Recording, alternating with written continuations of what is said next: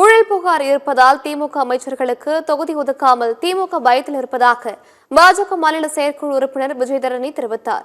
கன்னியாகுமரியில் செய்தியாளர்களை சந்தித்த அவர் காங்கிரஸ் கட்சியில் எம்எல்ஏ சீட் விற்பனை நடப்பதாகவும் குற்றம் சுமத்தினார்.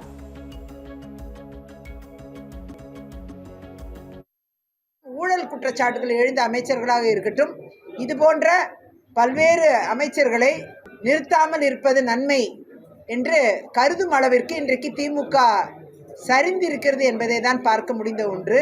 அந்த அளவில் இன்றைக்கு பயத்தின் அடிப்படையில் பல்வேறு அமைச்சர்களை அவர்கள் களமிறக்கவில்லை. காங்கிரஸில் நடப்பது என்ன என்ற உண்மை தற்போது வெளிவந்து கொண்டிருக்கிறது.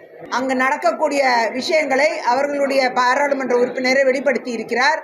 அந்த அளவில் எவ்வாறு விற்பனை பொருளாக மாறிவிட்டது காங்கிரசின் சீட்டுகள் என்பதை பார்க்க முடிந்த ஒன்று என்பதை அவர்களே உறுதி செய்திருக்கிறார்கள்.